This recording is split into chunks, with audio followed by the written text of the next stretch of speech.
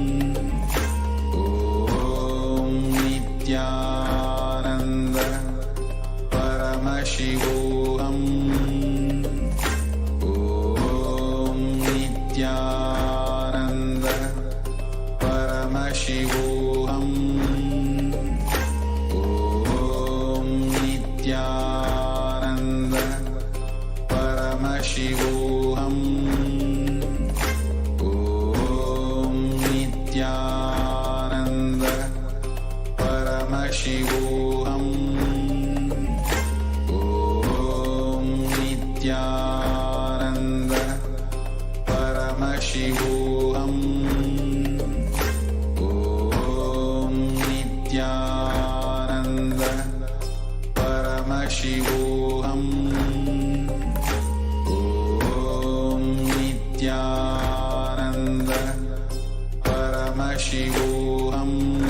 Om Nithyananda Paramashivoham. Om Nithyananda Paramashivoham. Om Nithyananda Paramashivoham.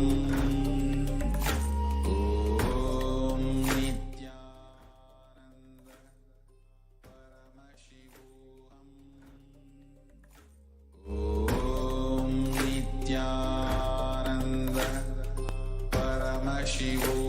Paramashivoham. Om Nithyananda Paramashivoham. Om Nithyananda Paramashivoham. Om Nithyananda Paramashivoham. Om Nithyananda Paramashivoham.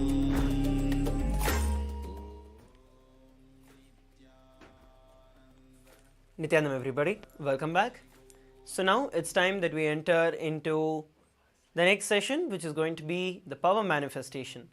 I hope that each and every one of us had a beautiful time with the Nithyananda Yoga, where each of us manifested the 308 yoga asanas, where we get the entirety of the space of Paramashivoham physically in our body, where we experience Paramashiva physically in our body. So now let's enter into the power manifestation. We're going to be having 21 minutes of power manifestation. So the first round of power manifestation, we're going to be beginning with the power of third eye.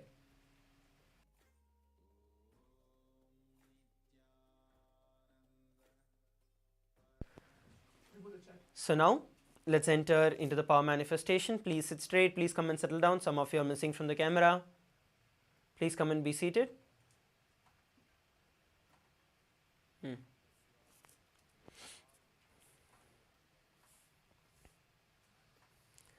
Please come and be seated. Let's begin. So the first round of power manifestation is going to be the power of third eye, where we are able to identify the various different colors with our eyes blindfolded. So let's begin.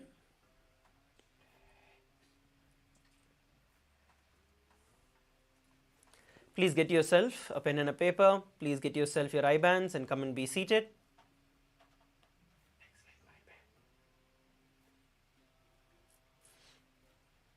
Get yourself your pen and paper. Get yourself a blindfold. If you do not have a blindfold, get yourself an opaque cloth.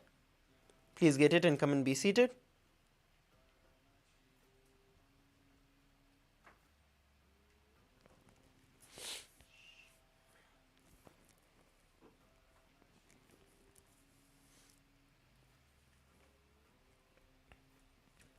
Yes, let's now enter into the power manifestation.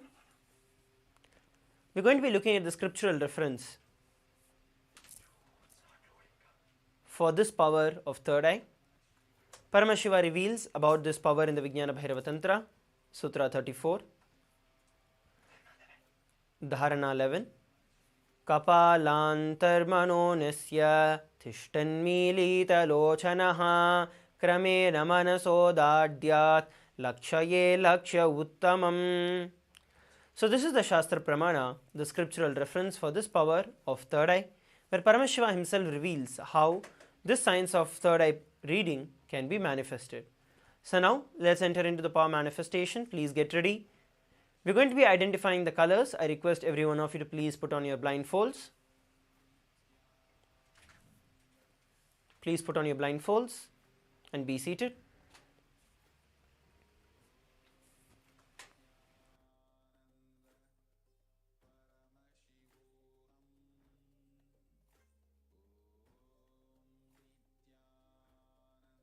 Yes.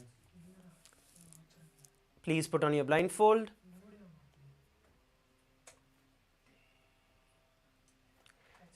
So what we are going to be doing is chanting the Mahavakya, Om Nithyananda Paramashivoham. By chanting the Mahavakya, we are going to be establishing ourselves in the space of oneness with Swamiji. And from that space, we are going to ask Swamiji to show us whatever is being revealed in the third eye. And you're going to pen down whatever Swamiji revealed in just a few moments. So please sit straight, close your eyes, let's begin. Please start chanting the Mahavakya, Om Nithyananda Paramashivoham.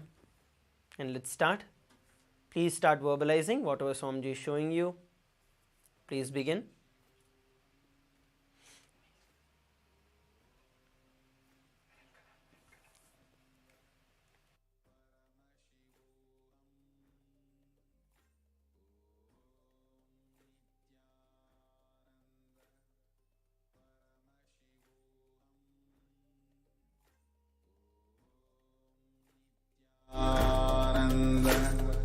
Paramashivoham. Om Nithyananda Paramashivoham.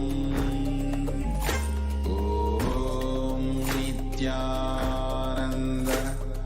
Paramashivoham. Om Nithyananda Paramashivoham.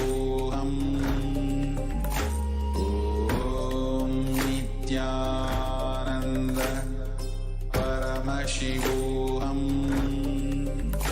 Om Nithyananda Paramashivoham. Om Nithyananda Paramashivoham. Om Nithyananda Paramashivoham.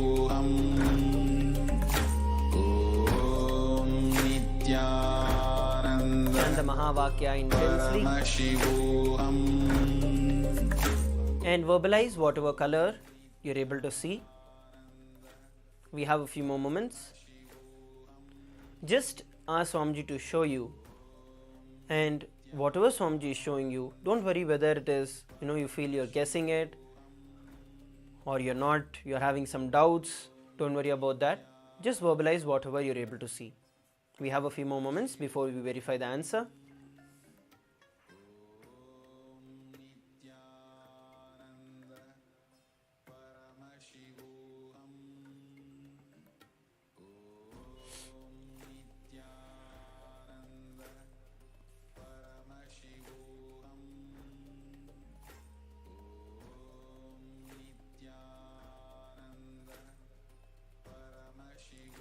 Now, all of you can relax.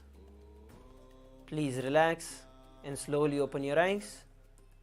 All of you can slowly open your eyes.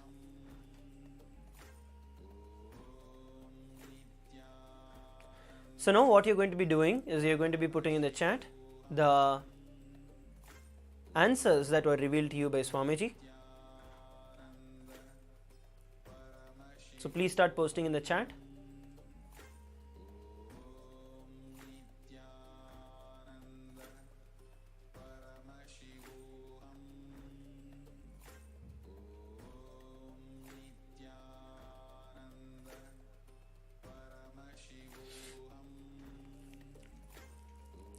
can start posting.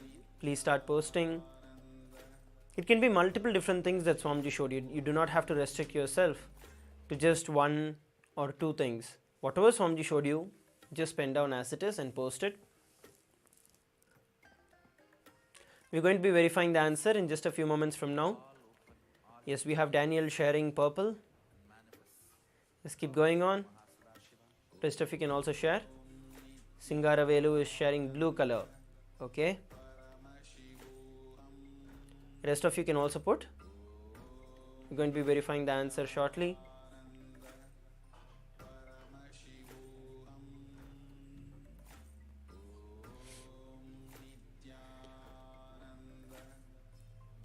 So now let's enter, let's look at the answer. So the color that was projected for all of us was the color red. So this is the color that was projected for all of us with the widget. So this is the color red. So if you got the answers right, great. If you did not get it right, even then do not worry about it. The more we manifest the power, the more we are able to play with it, the more we start manifesting it the right way. It's more like identifying that sweet spot where we are able to click and identify, okay, this is where this power manifestation happening, and this is like the doubts that I have, this is the mind. So the more and more you are able to manifest, the more and more you play around with this power, that is when you are able to manifest these Shaktis. So the color red was projected. If you got it right, wonderful. If not, let's now move to the next session, the next round of power manifestation. So now we are going to be projecting two different colors. So two different colors are going to be projected. So in this previous round we had one color. In the next round we are going to be having two different colors that are going to be projected for all of us on the screen. So I request all of you to sit straight once again, put on your blindfolds. You're going to start chanting the Mahavakya, Om Nithyananda Paramashivoham, and ask Swamiji to show you whatever is being projected on the screen, and start verbalizing as many as you are able to see. Do not restrict yourself. Let's begin.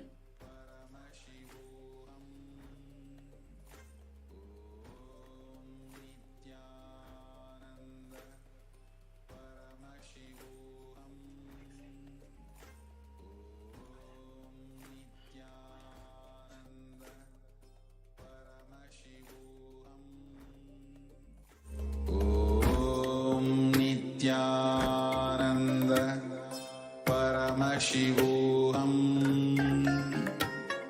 Om Nithyananda Paramashivoham.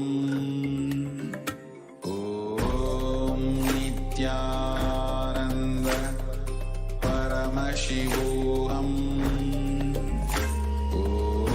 Nithyananda Paramashivoham.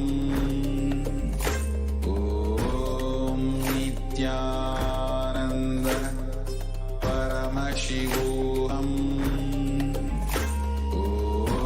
Om Nithyananda Paramashivoham. Om Nithyananda Paramashivoham.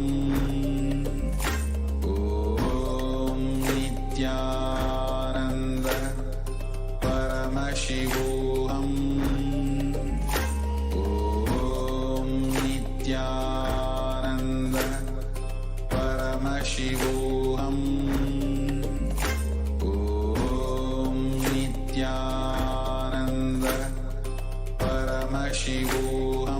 Paramashivoham. Om Nithyananda Paramashivoham. Om Nithyananda Paramashivoham. Om Nithyananda Paramashivoham. Om Nithyananda Paramashivoham. Om Nithyananda Paramashivoham. Om Nithyananda Paramashivoham. Om Nithyananda Paramashivoham.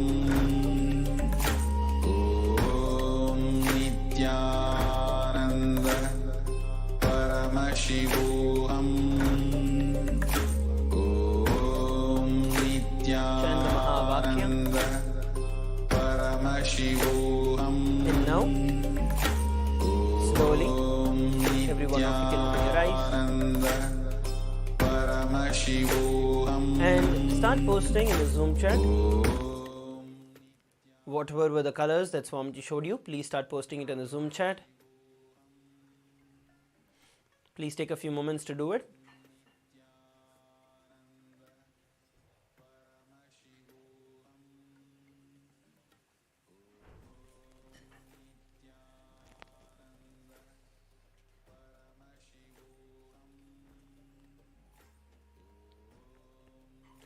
Please post whatever were the colors that were shown, or if you saw some other word, if you saw anything, any object, or even if you just saw darkness, just post it. Whatever Swamiji showed you, post it as it is in the chat.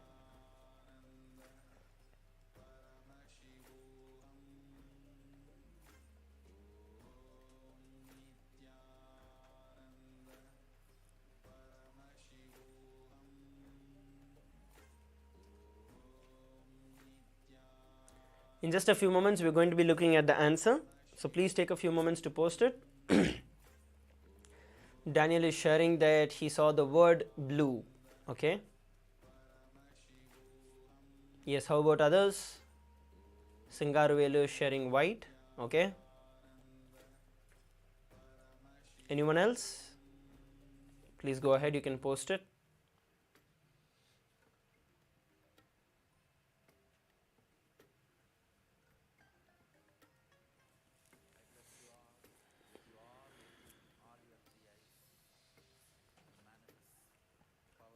The key behind this science of power manifestation itself is where you are able to chant the Mahavakya and how much you are able to establish yourself in the space of oneness with Swamiji. The joy that flowers in you, the oneness experience that you have when you remember Swamiji in your inner space, that is what is the key to this power manifestation. So the more and more you are able to establish yourself in that space, the more and more the power manifestation happens. So now let's look at the answer. We're going to be looking at the answer. So we have the colors purple and pink. So the shades of blue, closer to blue I would say. And during the initial phase of it also had like the white color that was projected for quite some time, for which the colors turned blue. So yes, so the white is also right. So whatever you told, both of you have got the answers right. And the others who are also commenting blue color is also right, purple is right.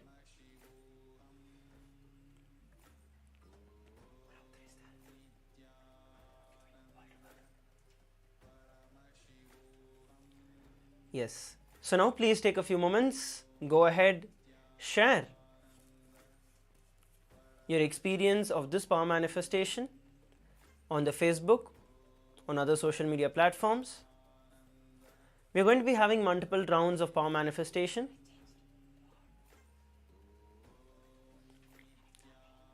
We are going to be having multiple rounds of power manifestation throughout the entire day. So now, please go ahead, share your experiences on the social media. And shortly, in just a few moments from now, we are going to be entering into the next session. For today, we are going to be blessed with the Darshan of Mahakala Bhairava today. So we are going to be preparing ourselves throughout the entire day with the sacred truths, the secrets of death, of immortality, and the deeper science of life itself. So let us prepare ourselves to enter into that. Please take a few moments to share it, after which we are going to be entering into the next session.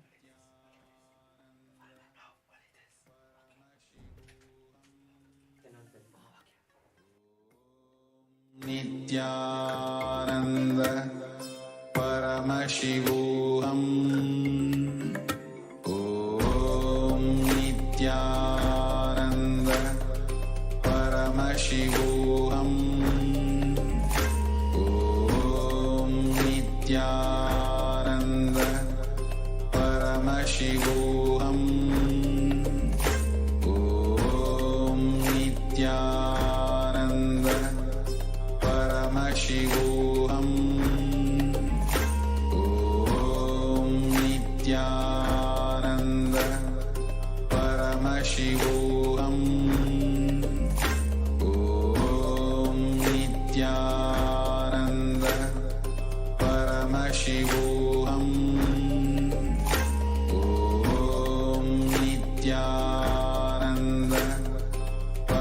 Paramashivoham. Om Nithyananda Paramashivoham. Om Nithyananda Paramashivoham. Om Nithyananda Paramashivoham. Om Nithyananda Paramashivoham. Om Nithyananda Paramashivoham. Om Nithyananda Paramashivoham. Om Nithyananda Paramashivoham. Om Nithyananda Paramashivoham. Om Nithyananda Paramashivoham. Om Nithyananda Paramashivoham. Om Nithyananda Paramashivoham. Om Nithyananda Paramashivoham. Om Nithyananda Paramashivoham. Om Nithyananda Paramashivoham. Om Nithyananda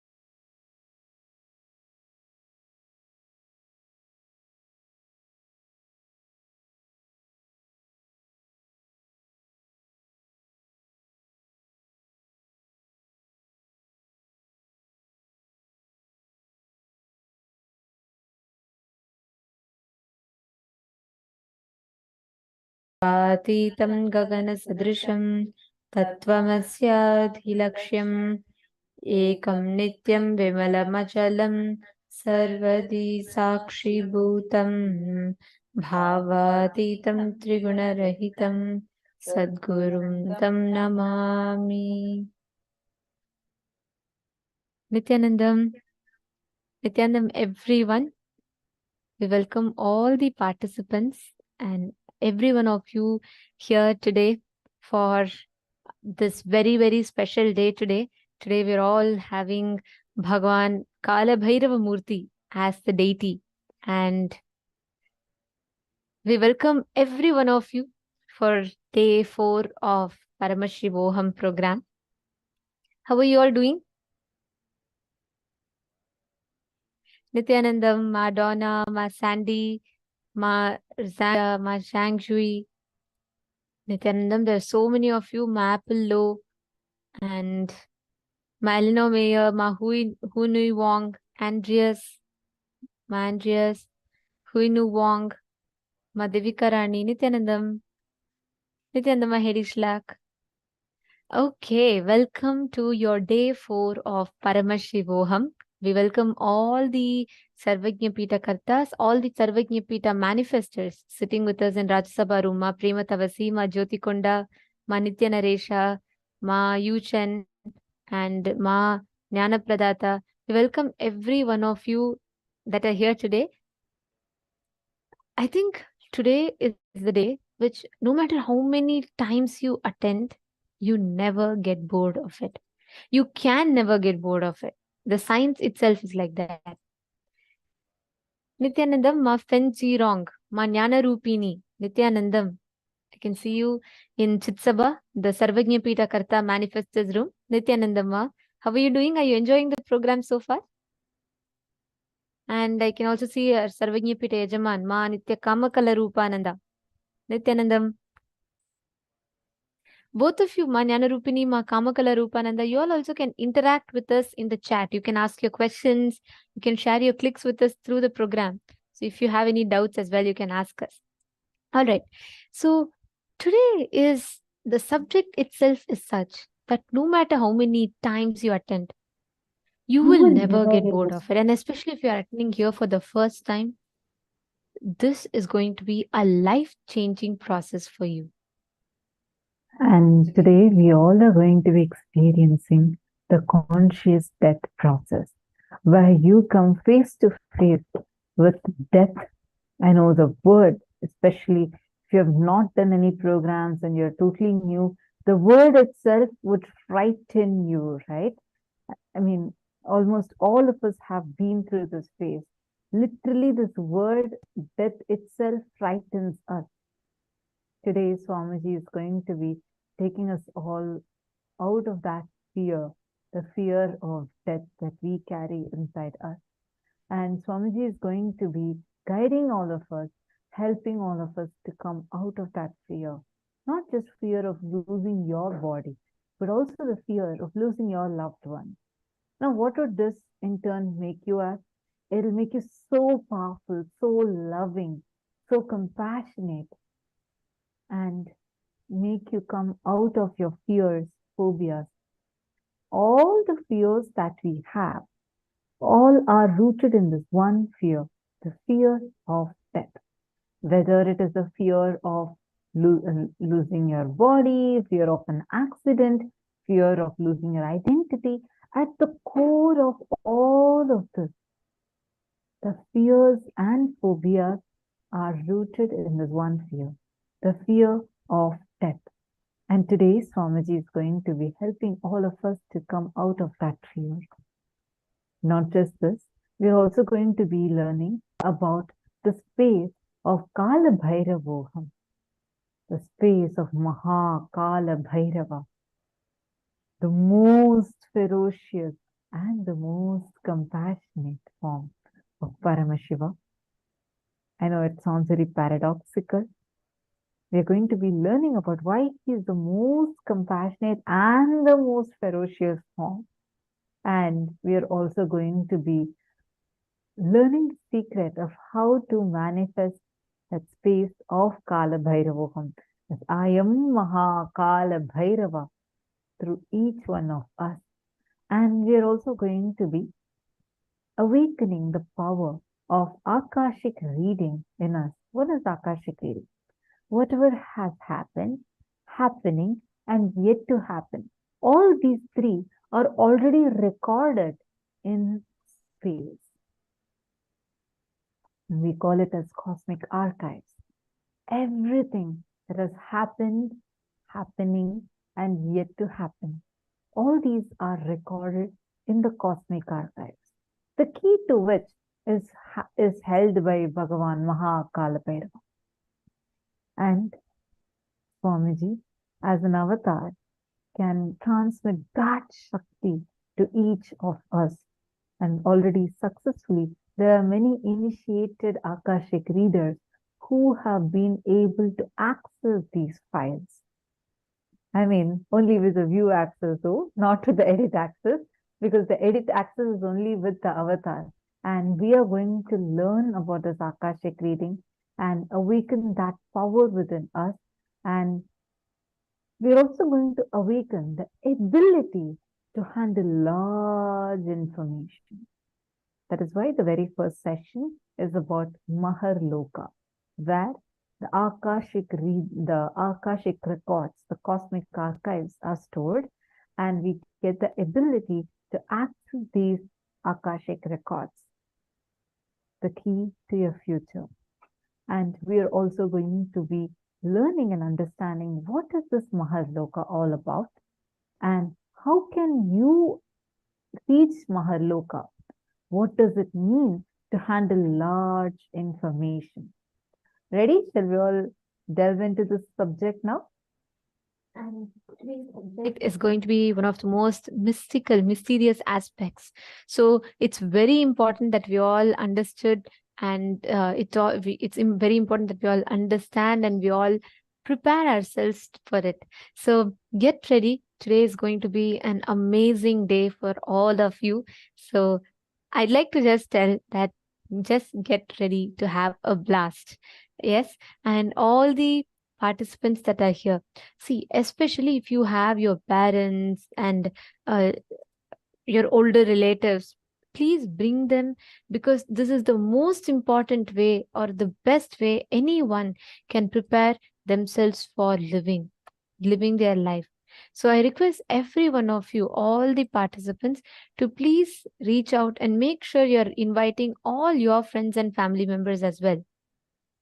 Ankul Kumar Singh, Ben Saunders. Can I request everyone to come on camera, please? Vimal Raj, Piotr Vajda, Amritapanandaya, Nithyanandam. Where's my Alexia? I don't see my Alexia. Nithyanandam, Sandeepaya, very nice to see you here. And you have a very beautiful setup. And I think, Sandeepaya, you have got your parents or you have got your relatives as well here. Actually, this is the best decision that you have made for your day today. Because Ma and Aya, for both of your relatives as well, today's day, if you understand that, there's a very, very beautiful verse Swamiji tells, and I love this a lot. Swamiji tells, if you don't know about death, every moment of your life, you are dying. If you know death, even through death, you are living. Hinduism has had the science of going beyond death. Hinduism has always had the science of how death is just like changing the body. Swamiji beautifully tells, whether Krishna declares, Nainam Chindanti Shastrani, Nainam Dahati Pavakaha, or whether Swamiji is saying that you changing your bodies is just like change of clothes. It is exactly the same. And Hindus, we have had this science. And the one thing that is so sure for all the beings is death. But everyone gets surprised when the death actually happens. That's why in Bhagavad Gita, Bhagavan says, Ascharyavat pashyati kaschidenam, Ascharyavat vadati tataiva chanyaha, Ascharyavat chainam anya shrunoti, Shrutvapenam vedana chaiva kaschit. Meaning, some people share about it in great wonder. Some people hear about it with great wonder. Some people get shocked about it. And there's a lot of concepts we go on hearing about it. How much ever you try grasping, it is this one thing logically you can never grasp. Because you need to go through it consciously. And for that very purpose, today we all are learning about this conscious death process. Ready? Shall we enter into the first session of our day? I have one request to all of you. I request every one of you to please interact with us. Ask your questions. Feel free to post your doubts, because this subject needs to be understood thoroughly. All right?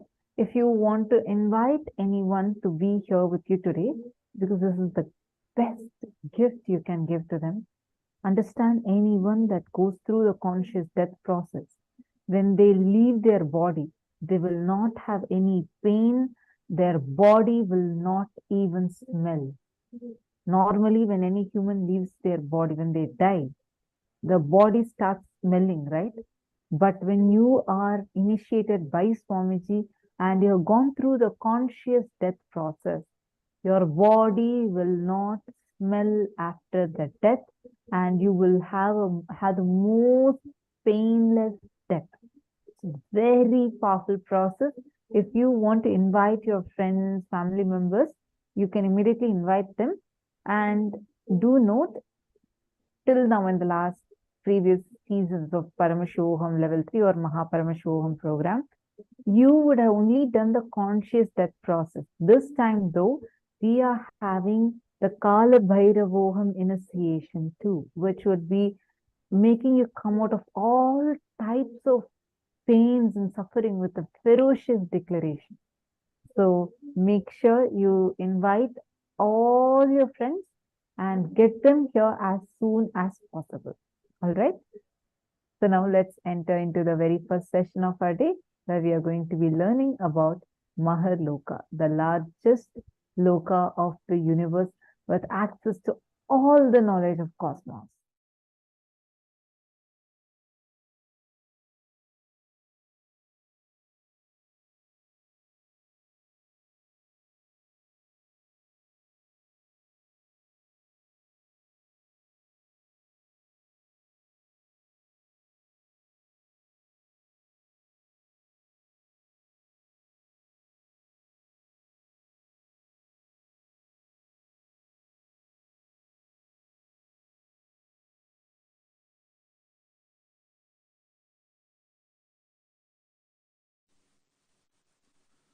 Suvarloka is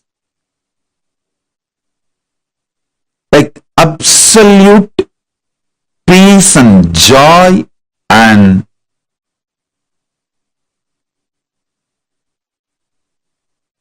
all upgraded life than planet Earth.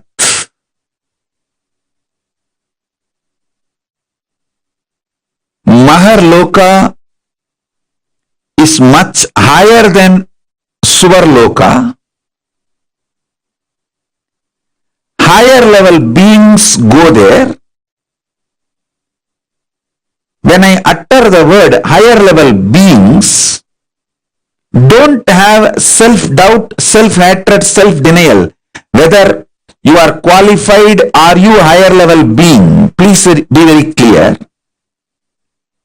Let me make it very clear. Even if you have broken only one pattern due to the cognition, Swamiji is Paramashiva. He told me, so I will listen to him and break this pattern with this powerful cognition. Even if you have broken one pattern, it may be dropping non-vegetarian or dropping this obsessive compulsive disorder or dropping the postponing pattern or dropping the laziness in the morning, early morning laziness, or dropping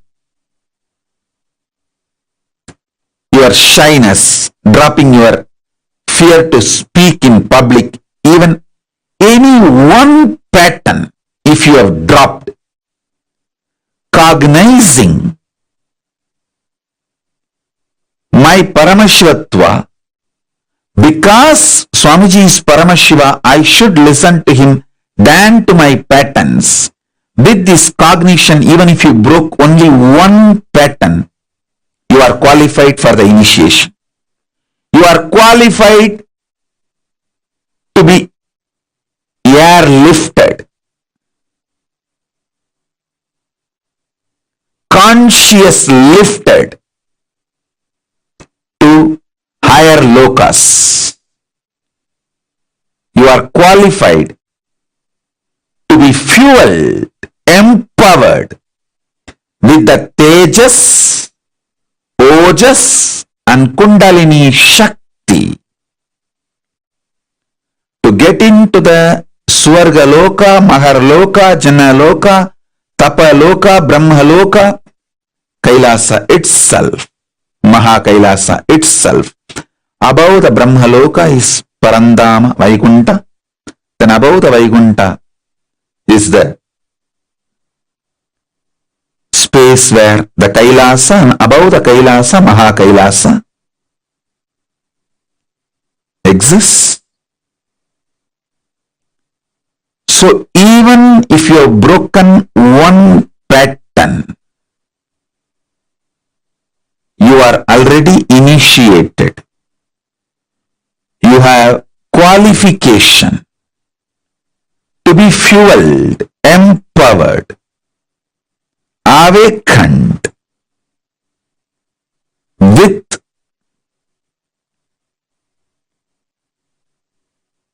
Tejas, Ojas, Kundalini, Shakti, entanglement, Shaktipada, Shaktinipada, initiation, and conscious lifted. Don't worry. Drop the self-doubt, self-hatred, self-denial.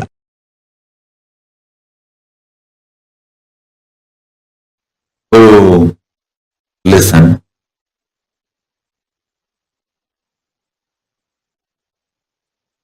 I'll tell you one small incident happened. Once in the energy session, one person came to me and said, Swamiji, give me my past life memory. He wanted to know what he was in the past life and the past life memory.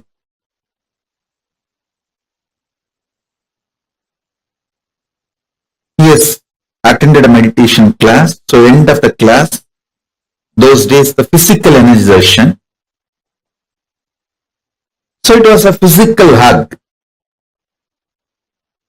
He asked me, he wants to know his past life and he wants me to reveal his past life memories to him. I just asked him, today you did completion. He actually attended a program, so he was going through the completion session. He was just crying, pouring during the completion. I asked him, why were you crying? He said, all my memories from the young age, they were so heavy on me. I am not able to handle it. I laughed at him. He was maybe 40-year-old person, roughly 40. I told, just your 40 years of memory you are not able to handle. If I give you the past life memory, how will you handle? Don't you see you will go mad? He said, yes, Swamiji. And he just left saying, yes, I don't want past life memory and all, you are right. And he left. I want all of you to know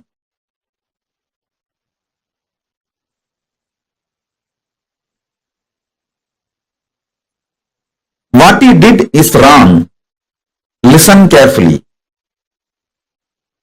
When he asked me, he wants to know about his past life, he was not wrong.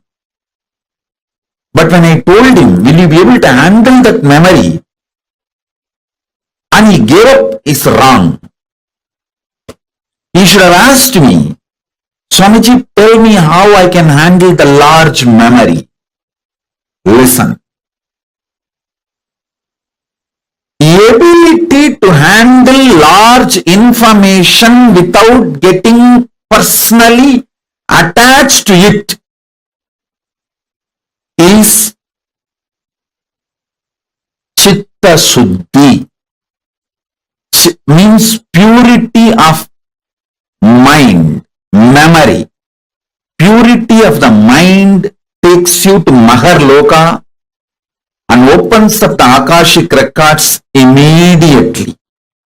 Listen. Listen carefully.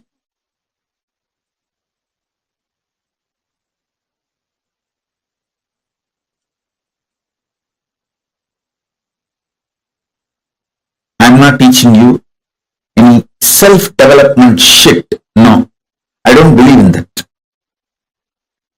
I am teaching you method to connect with Maharloka. Maharloka means Mahaloka, that largest universe and have access to all the knowledge of cosmos. Listen, but I am not teaching you completion for any frictionless existence. I am teaching you completion to connect with Mahaloka, Maharloka.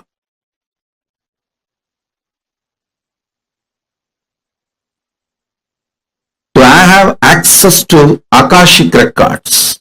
Listen carefully.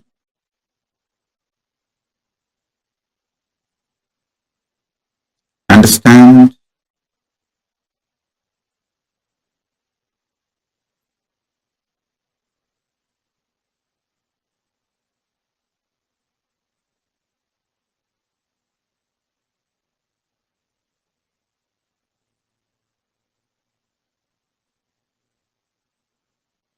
Listen carefully.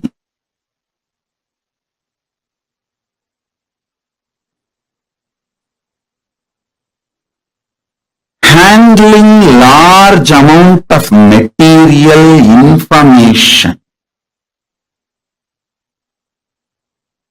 without personal attachment to the information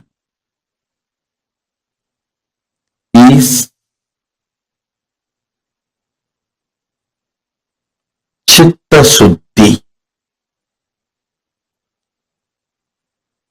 So much of abuse and attack goes on me, but I never get hurt by any of those words uttered.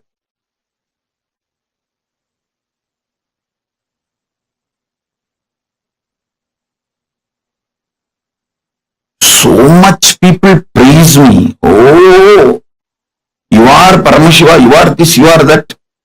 I never get attached or get elated by the words they utter.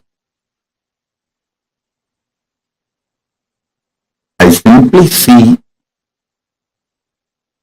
how each person can be helped from the level they are. Understand? How each person can be helped. My mission is very clear. Make your vision for life clear. Do not allow cheap people's strong words, good or bad. Listen carefully. Cheap people's strong words, whether good words towards you or bad words towards you, do not give respect for it. From right person, even if it's a good word or bad word, give complete attention to it.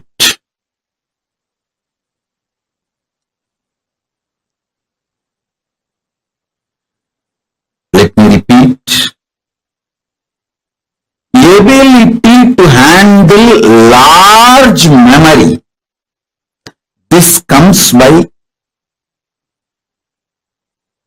non-agitated, non-violent, non-reactionary, Paramashanta inner space. Listen carefully. Who wants you to expand and grow is a good person. Who wants you to fail is a cheap person. Anyone who has become successful will only want you also to be successful. Anyone who has wasted their life will not know how to become successful, and they will not expect you to be successful, and they do not know how to be successful. Listen.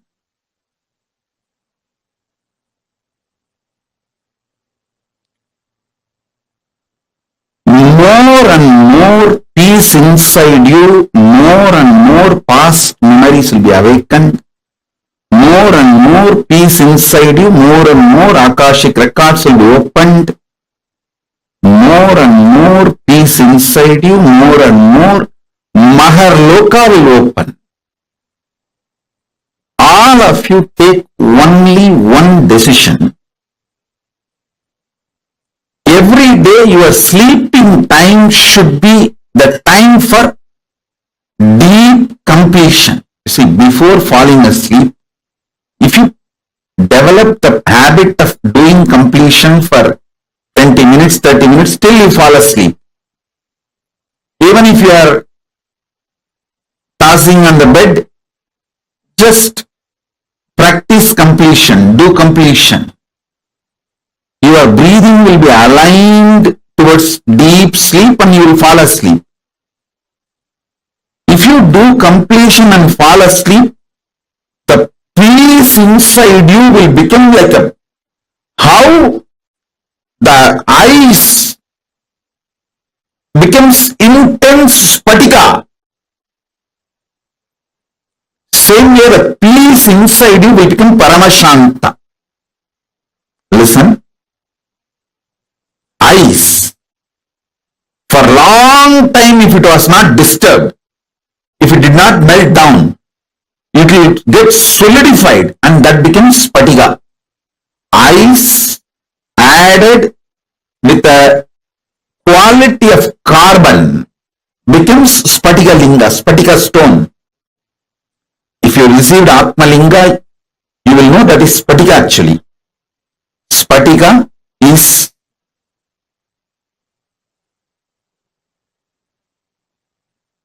mix of ice and carbon. The right proportion of ice and carbon is spatika. Listen. Ice getting solidified becomes spatika. The peace getting solidified will become paramashanta.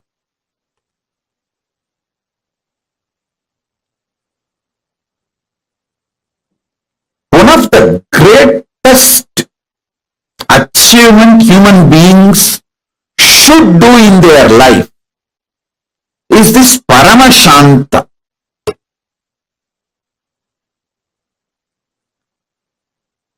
Nothing in this world can be equated to paramashanta.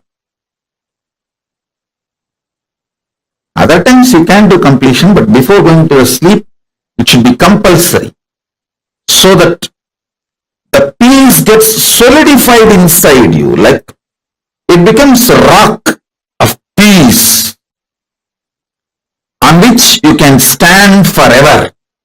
Your being becomes like a spatika linga.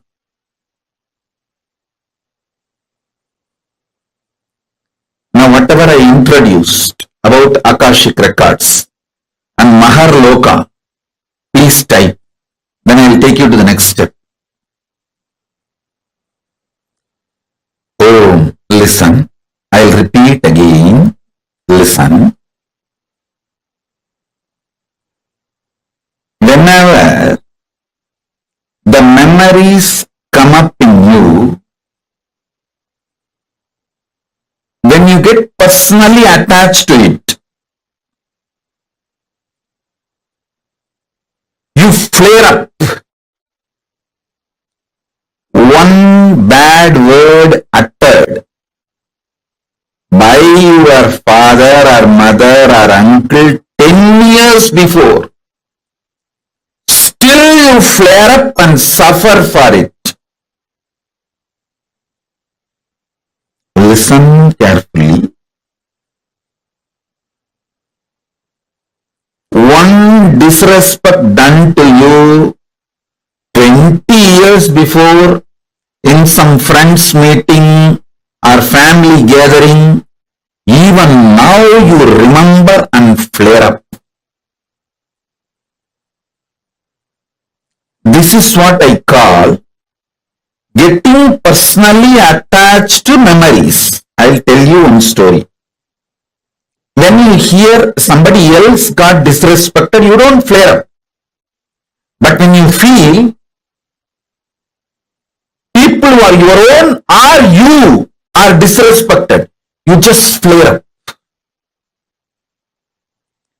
This flaring up due to personal attachment reduces your ability to live.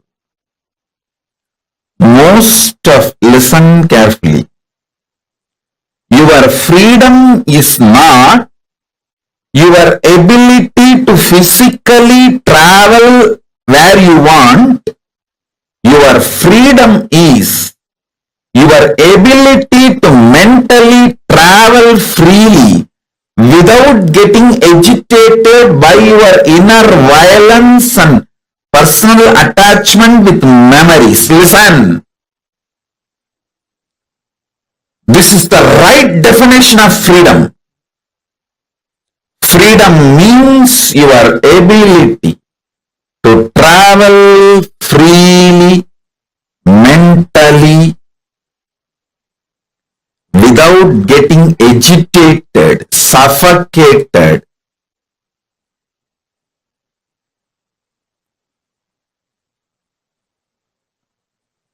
through the personal attachment with your memories. Many of you cannot travel peacefully mentally more than 60 seconds. 60 seconds only is your freedom, not more than that.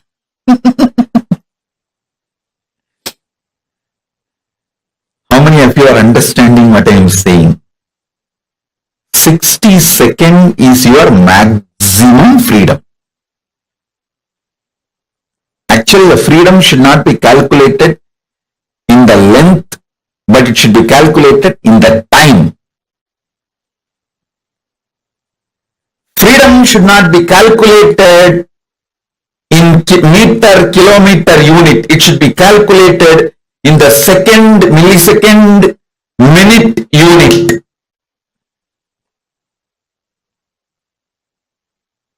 It should be calculated in time unit.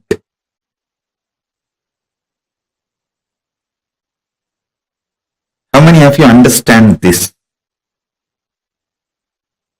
Every second, minute, third minute, you get agitated, irritated, reaction starts inside you, whether you get triggered from outside or in your own memories trigger due to your personal attachment to your memories. Past informations triggers. How many of you understand that?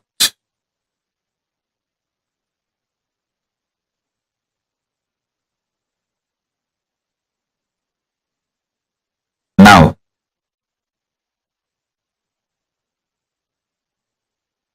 all of you take a few minutes and type what I explained now. Your freedom should be measured on time, not on meter. It is not your ability to move around. It should not be measured by the ability to move around, number of meters, kilometers, all that. Your ability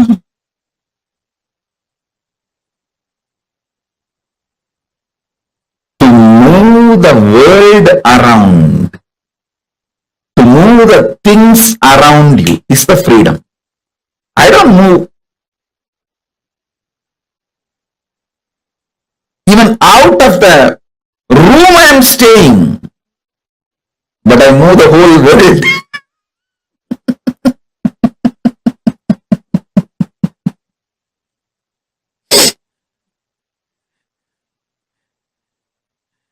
So, freedom should be measured not on meters, but on minutes.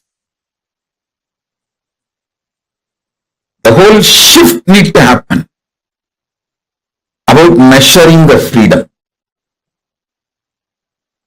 The number of seconds you are able to freely handle your memories in the inner space without getting triggered, agitated, irritated, frustrated, suffocated, pained.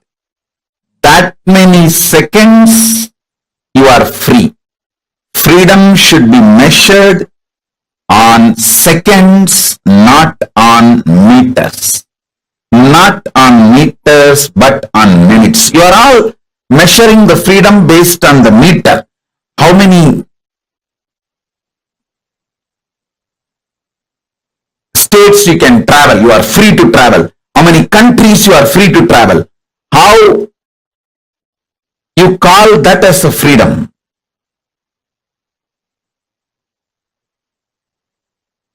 Actually, the real freedom is ability to freely handle all the memories without getting agitated, angry, triggered, powerless, pained, frustrated.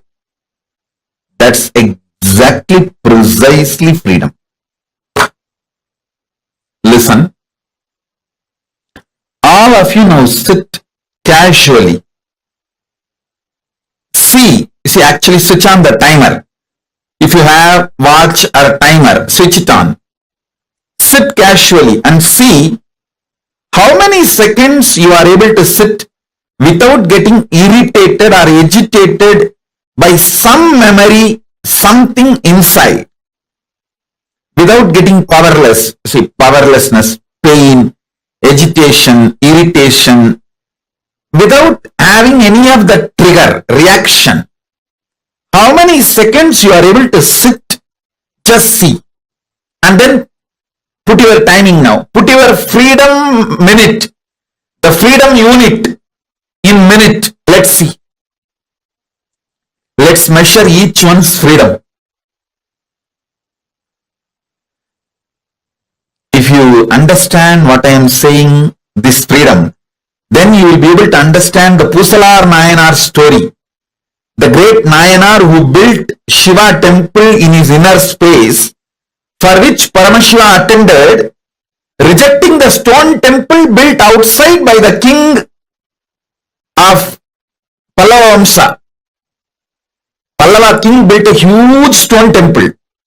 Shiva told, your Kumbhabhishekam, you postpone it because I have to attend the Pusalar's Kumbhabhishekam, who built temple in his inner space.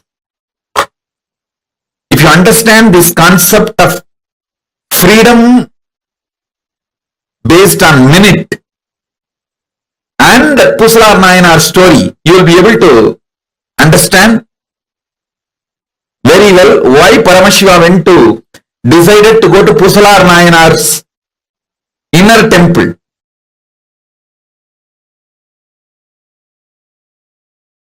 See, sometimes when you hear me talking about Arunagiri Yogeshwara, my relationship with Arunagiri Yogeshwara, how I had the initiation into Paramadvaita, even if you don't agree with all my lifestyle, theories, principles, you feel, I think this is possible. This is possible. Maybe this possibility is available even for me. Not only for him, even for me it is available. It is possible. That clicks. Anything which clicks with you as possible, that is yourself in Maharloka. Listen. The part, the whole which you deny due to your self-doubt, self-hatred, self-denial, SDHD, that personality, that identity, that self is the Swargaloka, self of you.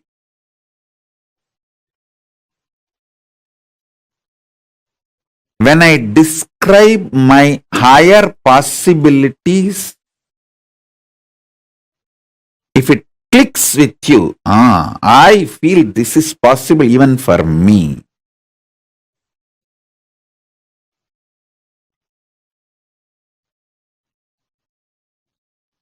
When I narrate about Arunagiri Yogeshwara or my death experience in Varanasi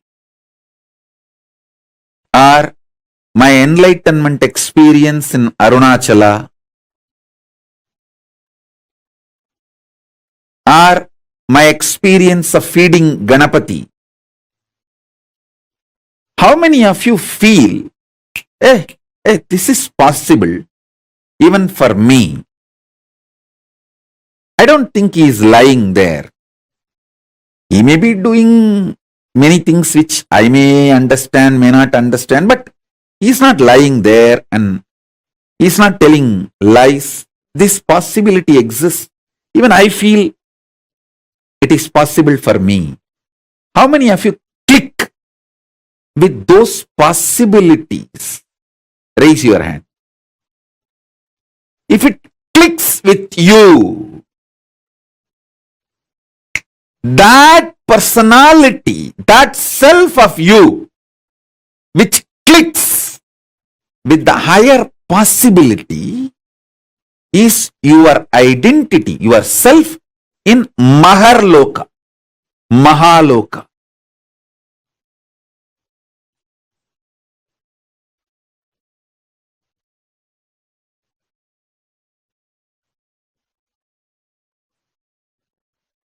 When you decide ferociously with a super determinism, will persistence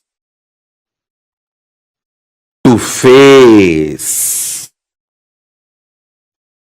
your highest possibility which is clicking with you, you manifest yourself, you face yourself spontaneously in Maharloka. I tell you, when I heard the story of Nambiyandar Nambi feeding Ganapati, I had the glimpse of my possibility of same. And I ferociously decided to face my possibility and manifested Maharloka here by facing my identity, myself in the Maharloka, and fed Ganapati. Ganapati ate. Ganapati ate from Nithyananda of Maharloka, not from Nithyananda of Bhuloka as you think. Finally, all 14 Loka Nithyananda merged into this Nithyananda as Paramashiva. But when Ganapati was eating, he was eating from the Nithyananda of Maharloka. Nithyananda, address, Makarloka, Maharloka.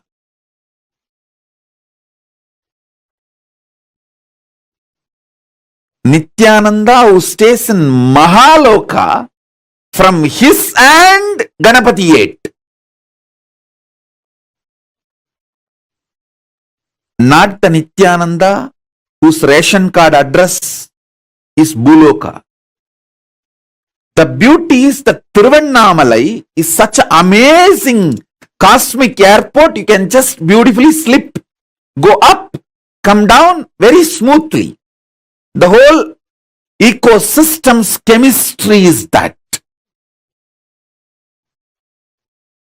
Nithyananda staying camped at Mahaloka, fed Mahaganapati. So understand that.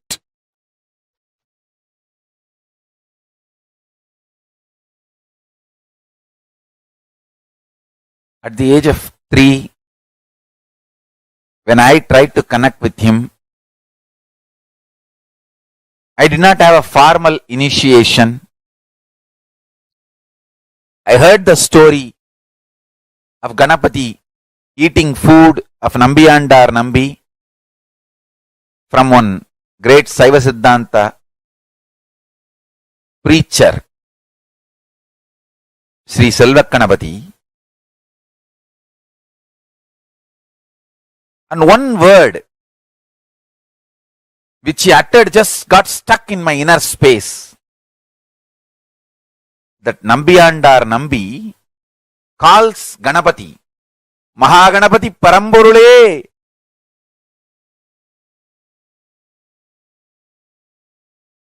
வந்து என் பூஜையை ஏற்று உண்ணமாட்டாயா? That calling, the way Selvaganapati described, he is such an amazing teacher and preacher.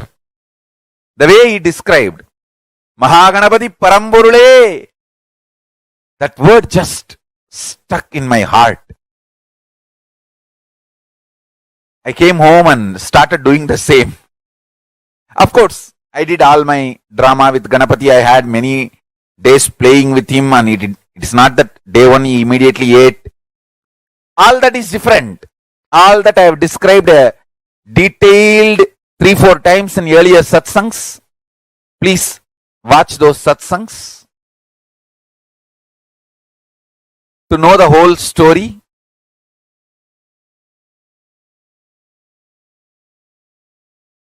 We have multiple times I have described the whole story. One thing I did with all my sincerity, I called Mahaganapati Paramburule.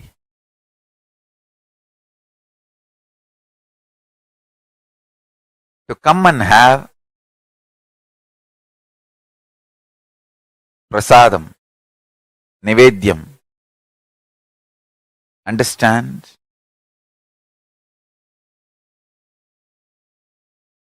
As I described in the earlier satsangs, when he ate, not only he gave me the Savigalpa Samadhi experience, he gave me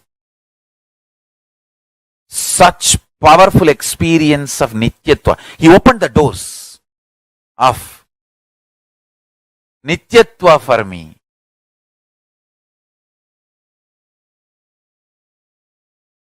It is such an extraordinary, eternal bliss.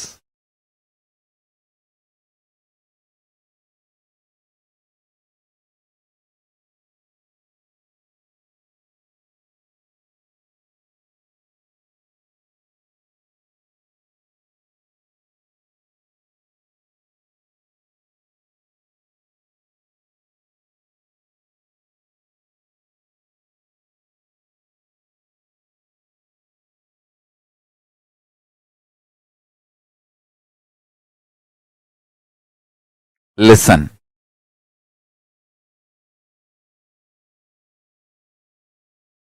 I am talking out of sheer truth, simple truth and power of truth.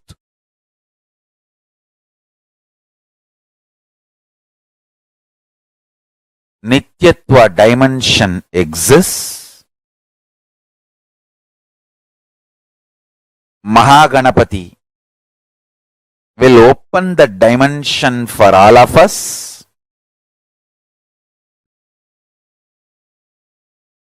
Connect with him, call him with this simple prayer, Mahaganapati Paramburule. It means that, O Ganapati, the ultimate existence, ultimate source. Paramburule means the ultimate existence.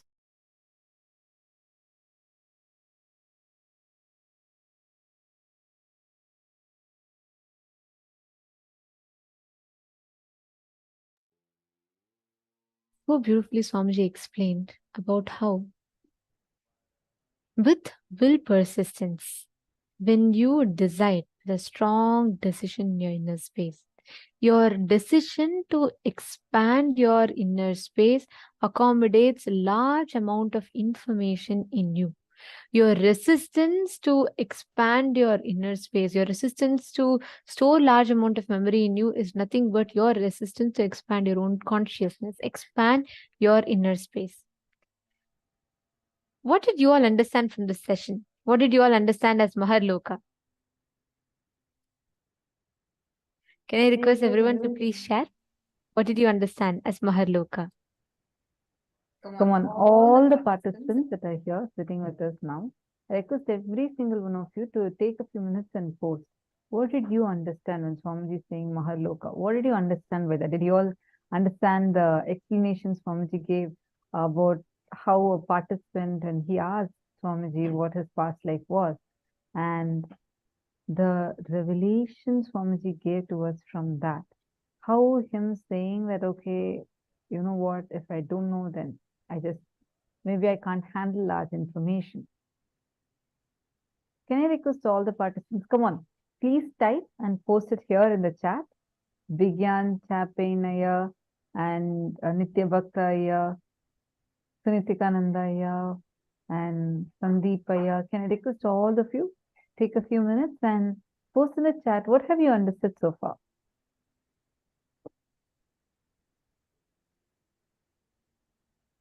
Please post it in the chat. Ben Shenfongson. Come on, all of you post whatever you understood.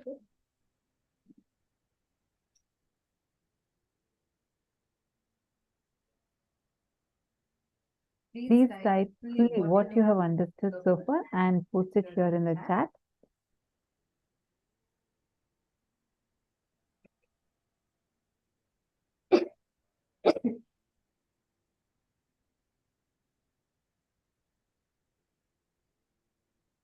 Very nice. Come on, Ma Joyce, Ma Yi Hanshen, Ma Pinzu Hua. I request all of you to share. What did you understand as Maharloka? Okay, Ma Sangita has posted. When you decide ferociously with will, persistence, and super determinism, you will face yourself in Maharloka. Eleanor Mayer has asked, when we face her highest possibility, we are already in Maharloka. Very nice. Maharloka is information of Akashic records and our possibilities. All the powers of us, when you manifest powers, the Maharloka dimension of you is manifesting. Ma Joyce, you have posted your experience, right? You manifesting that experience is the Maharloka dimension of you manifesting that experience. All the breakthroughs and the power manifestation, everything happens from the Maharloka dimension of us.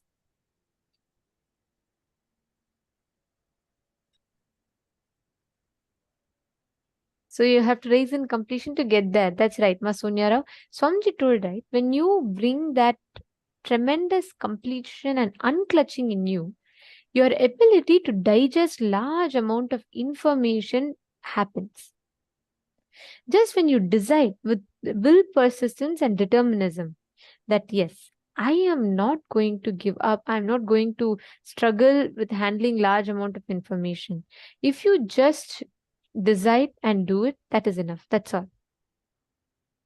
You will just see how you will start manifesting those profound experiences in your inner space. Okay, so now let us understand what is this Maharloka and how you can live, cognize, internalize this truth and apply it in your daily life. Okay, so we're going to be doing a very quick internalization exercise. Okay, Sandeep Aya has posted, whenever I click with breakthroughs, I am connected to my identity in Maharloka. That's right.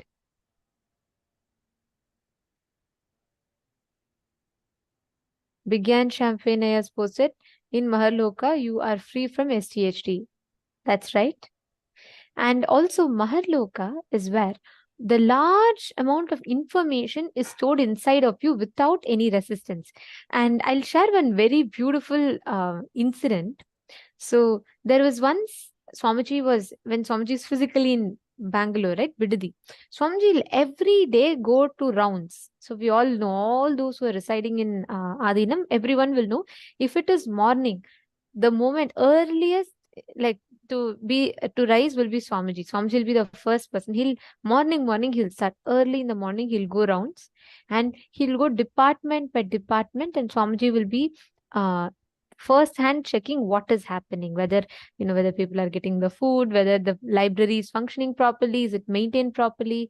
So one day when Swamiji was doing these rounds, we all Gurukul kids happened to be in one of the in the library halls, and Swamiji happened to pass by, and he had just walked into the library as part of his rounds. And naturally, when Swamiji sees Gurukul kids, he will always spend time with kids, right? So Swamiji came and sat down with us, and Swamiji was talking to all of us, and he was revealing something. It was a very fun conversation.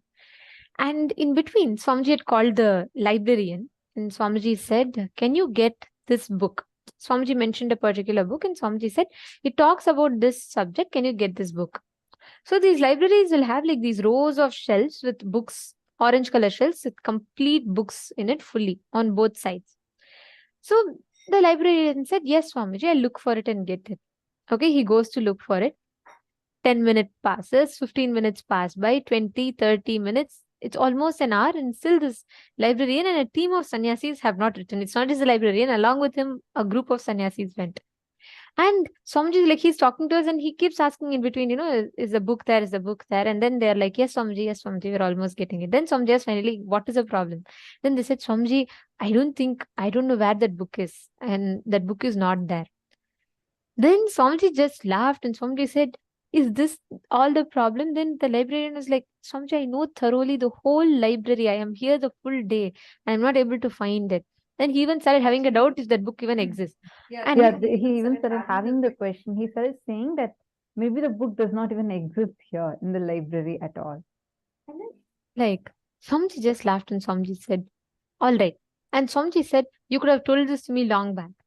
And Swamiji said, go to row number this, shelf number, I forgot, shelf number something. And Swamiji said, in this shelf, in the third book, there's a brown color cover with this font. This is the title written. In that, go to page number, let's say 236, fifth paragraph. This exact thing is there. You will not believe. 1 hour of finding of a huge group of sannyasis could not find. The moment Swamiji told, the librarian had to just walk up to that place, go open that shelf, pull up that book, open the page number, and exactly it was there. Swamiji taught us a very, very beautiful lesson through that. The moment Swamiji said, it is like librarian who spends his full time in the library, who is supposed to be knowing end to end of what is happening in the library fully. He did not know where the book is. Swamiji, with all the things that Swamiji does, he was able to remember precisely what is in the book, where it is kept. Swamiji told all of us Gurukul kids there, he said, every human brain can store 250 ships of information. Like, let's say, if you fill 250 ships with books, how much information it will have? That much information one single human brain can store. Actually, experiences like this, like almost all the sannyasis will tell you, because this keeps happening again and again. Same way, I remember once some darshan was going to happen, and Swamiji actually tells, like we mentioned earlier, right? Like every darshan, every session that Swamiji wants to offer to people, Swamiji will always pull out the exact apta pramana, means the references of people who have lived the science and from scientific researches from the ancient times. And Swamiji will pull out the Shastra Pramana, scriptural references. And only with all of these and testing it on himself, he'll give us any sign. And for every darshan, like people just know that Swamiji is giving the darshan, but the background work Swamiji does for the darshans, like even choosing the exact mantras or the processes, everything, there's like a lot of research Swamiji does. I remember once Swamiji had mentioned about Virinyana Sambandha. I remember this where something Swamiji had told that find this. For the darshan that we were having, Swamiji told to, for the reference, like whenever we present, even all this content, everything Swamiji himself guides. So for that one thing, I still remember it was for Sundareshwara Paramashiva Sahitya Samadhi Darshan. And Swamiji told how Tirunya Sambandar, it is part of the 64 Leelas, like how we have 64 forms of Paramashiva. There's a set of Leelas, the 64 Leelas of Paramashiva. And we are like trying to search. Swamiji even said, go look at this book. There's a particular book in this shelf in Adi Kailash, in this particular library. Just go and look at it. And we got the book, and first we were like searching for the book. First we were trying to say that, oh no, we are not able to find that book at all. Then Swamiji said, Swamiji gave the exact reference. Swamiji even described the color of the book, everything. And then finally the team found the book in the exact place Swamiji said. And then we were thinking, okay, so then we were like looking at the book. It's a thick book. So we started like reading it, and then we said, Swamiji, this reference does not even exist in the book. And we even started saying that, no. We even started having doubts in the history. So we started saying, no, this time period is different. So this time period is different. So probably this is not even part of the Supreme Court. And it was really the whole thing and our great logic. See, Swamiji tells something. And when Swamiji tells, he knows already what is that, and he tells us, and we just have to do it. But no, and I had a very different logic, and I was like, Swamiji, no, I don't think it is there. And I got such a doubt. After Swamiji said, actually, it is there. Then I went back and I said, no, I don't think it even exists. I don't even think it's counted as part of Paramashiva's Leela. And I was trying to teach history back to Swamiji. Then Swamiji beautifully said that he told, go to this book. Till then, we could actually not find the reference, the story, exact story. We could not find it. And when Swamiji said, and Swamiji actually told, go take this book, this page number, it is there. After Swamiji told this, the last time Swamiji said the exact page number, when we went, pulled up the book and opened the page, in that exact page number, we saw this reference as part of the Tiruvalyadal of Paramashiva. And the most, like how she's mentioning, Swamiji told the exact, like clearly, Swamiji said, go here, look here, you'll get this. Like so precisely. And Swamiji said, like, just look at this particular page number, it will be called with this title. And how many years before this book came? It was many years before, and Swamiji had not even looked at that book after that. Swamiji, when with all the other things in the books came, Swamiji just picked up the book and Swamiji glanced through it. That's it. And Swamiji remembered up to the page number, up to even the title of the chapter, and said, this is what it is called as. It was like, wow. See, we keep seeing this dimension of Swamiji so many times. Even same thing with Tiruvannamalai. There was this Annadan happening, and Swamiji personally micromanages these Annadans, where we serve people every month. We serve people around 1 million, almost, it easily reaches about 1 million people every month. We serve 1 million people almost, and we give like free food. That Aushat Annadan, if you have been knowing, Swamiji serves 11 items per plate, like 11 different items, and all of these made of Ayurvedic herbs. Not just they're organic, they're also made of Ayurvedic herbs. So the moment someone eats it, they even get healed from any illnesses they are suffering with. So such like, and apart from that, Swamiji gives them gifts, and Swamiji takes care of the sadhus, and so he personally micromanages them. And there was a team that Swamiji is micromanaging. Swamiji is saying, okay, you guys go look here and set this place up. Make sure it is comfortable for people to come and take water. And Swamiji is to that level, actually. Swamiji checks. And Swamiji said, okay, go here, make the RO water continuously available for people. So the whole setup was going on. And the administrator of that place who lives there, who has been there for last so many years, and he was telling Swamiji, only these many doors are there. I think it was 3 or 4. He told only these many doors are there, and I'm so sure the door that Swamiji is telling does not even exist. And Swamiji has not been to the campus easily for more than last 5 years.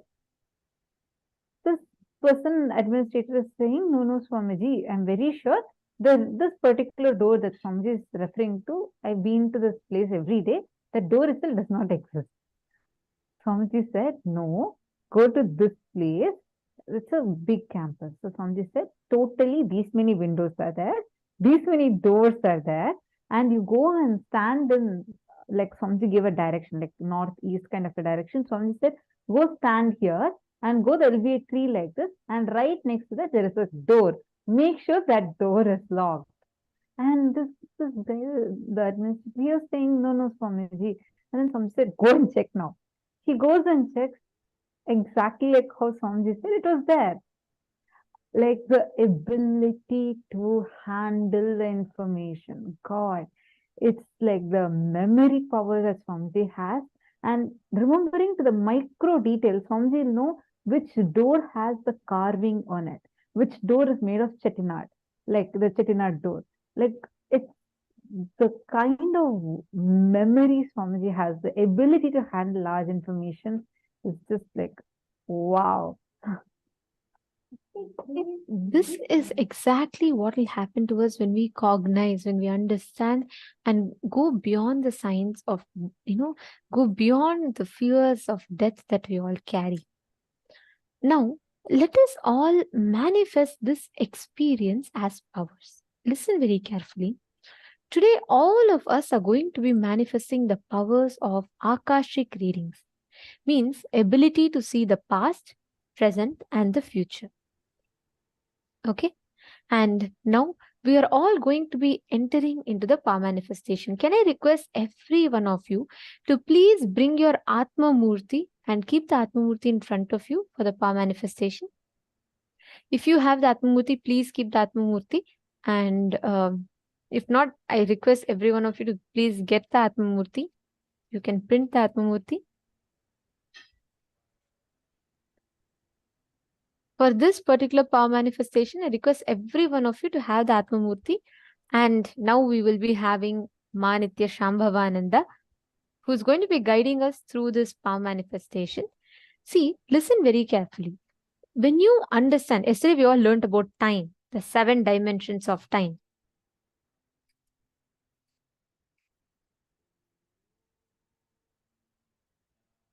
And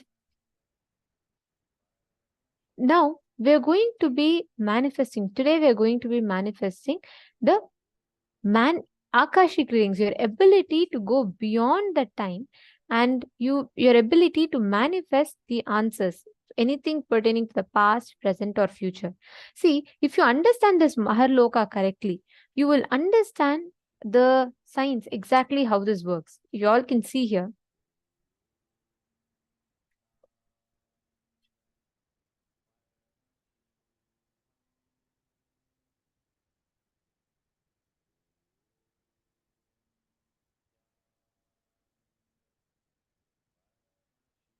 Actually, in this vertical time zones, you will see Maharloka is just above the Janaloka.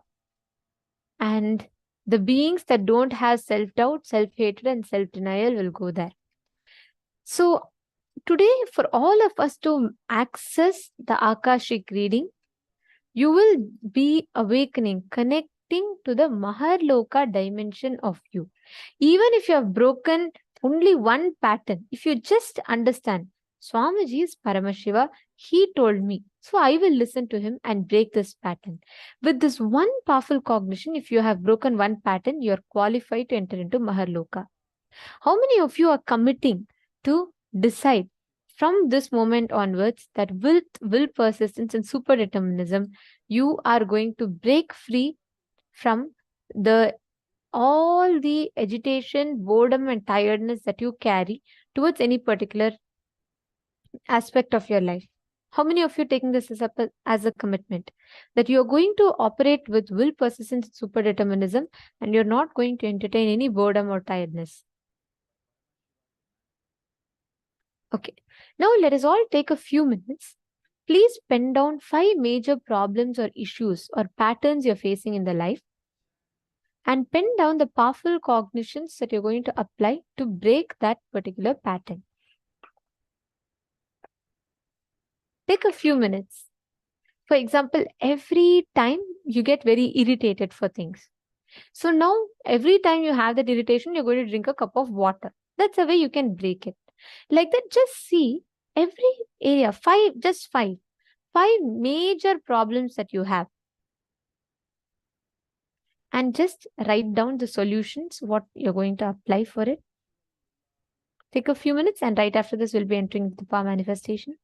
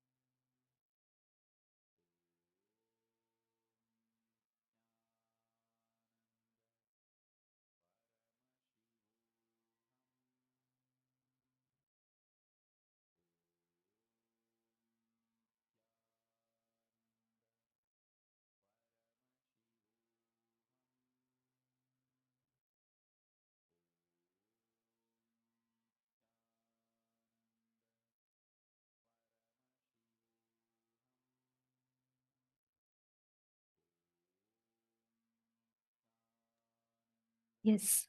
Now you all can please relax.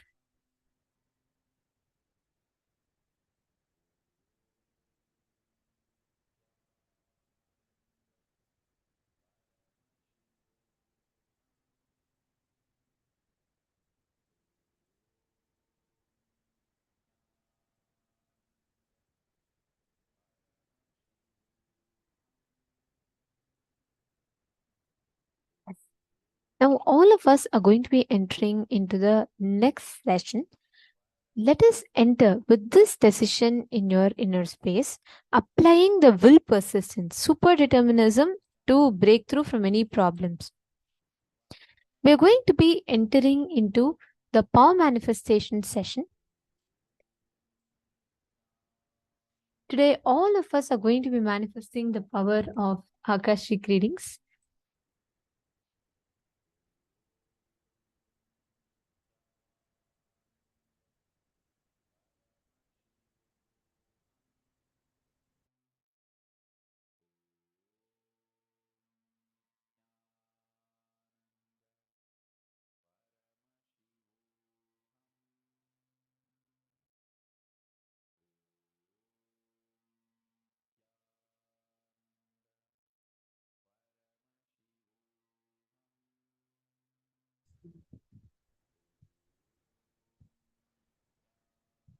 As we just learned about the Maharloka, Swamiji reveals that this Maharloka is the place where the Akashic records are stored. This Maharloka is where the whole cosmic archives is stored. Like they said, that unlimited information, where all the past, present, and future happenings are recorded in this Maharloka. Through the power of Akashic readings, we are only doing one thing, accessing that Maharloka dimension. Through the blessings of Kalabhairava, when Kalabhairava decides to open up that Maharloka dimension, that Akashic reading dimension to us, then automatically we are able to see it. And the only one who's authorized to do this is a living incarnation. Swamiji himself, as the Supreme Pontiff of Hinduism, has opened up this dimension. As an incarnation of Paramashiva, has opened up this dimension of Maharloka for all of us to be able to access the Akashic records. The Shastra Pramana for this power of Akashic reading is from the Vijnana Bhairava Tantra, Dharana 61, Sutra 84.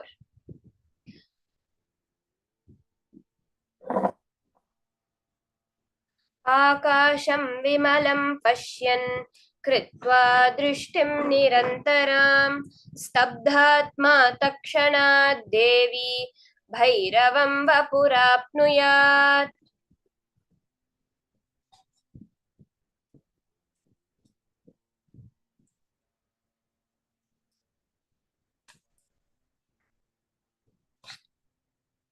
The meaning of this verse, Bhagavan Paramashivam says, looking at the spotless, infinite etheric space, the Akasha, beyond the sky and clouds, one should fix one's gaze from the third eye without blinking continuously and make the body and inner space steady and motionless.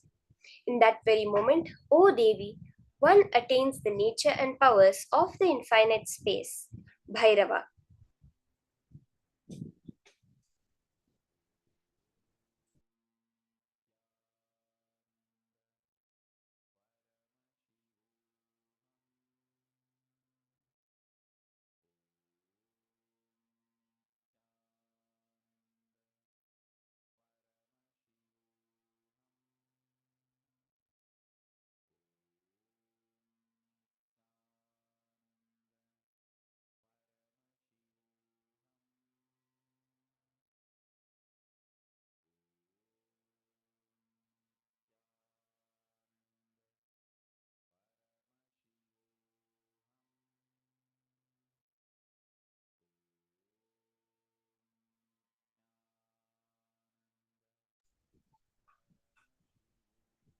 Very clearly,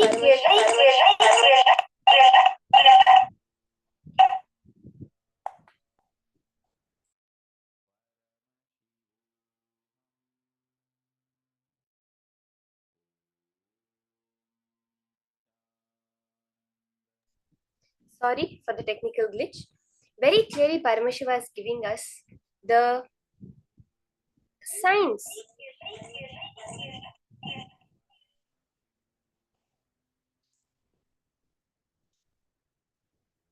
Giving us the signs of power manifestation. How does the whole Akashic readings work? Where from the third eye, when you look at that space, the Akasha dimension, and when you make your body and inner space motionless, this is very important, where your inner space has no thoughts, nothing which is creating motion even within, then we manifest the powers of Paramashiva, of Bhairava.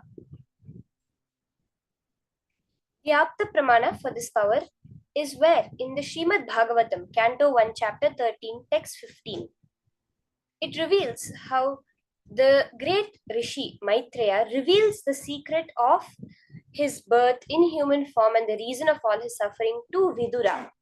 Say, Rishi Maitreya accessed the Akashic records and told Vidura that he was not an ordinary man, but was in fact of Yamaraja, the Lord of Death, and was to play the part of a so-called Shudra for 100 years, being cursed by Manduka Muni.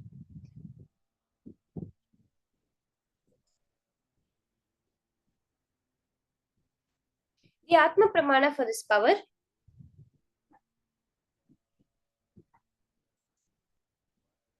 we see how this devotee, Ma Abhirami Paramanathan, has from Toronto, Canada, shares that I won the lotto just as Kalabhairava predicted. At a time when I did not know what to do with my life, Swamiji took the time to help me in many ways. Swamiji looked at my horoscope and told me I will always have lots of money. I wondered how this would be since I wasn't working and did not have much money. In 2013, when my mother and I did the 10-day inner awakening program, I asked Swamiji if I can ask Kalabhairava about the Kotishwara Yogam, a millionaire possibility in my horoscope. Swamiji told me to ask Kalabhairava. With so much compassion, Swamiji brought Kalabhairava to us. And I asked Kalabhairava the question, and Kalabhairava told, within 2 years money will happen, and blessed that he would protect me, not to worry. As predicted by Kalabhairava, within 2 years, my family won the lottery, where the chances of winning are 1 in 14 million. So beautifully, the devotees sharing of how when Swamiji manifested this power of Akashic readings as Kalabhairava, the exact happening just like that manifested.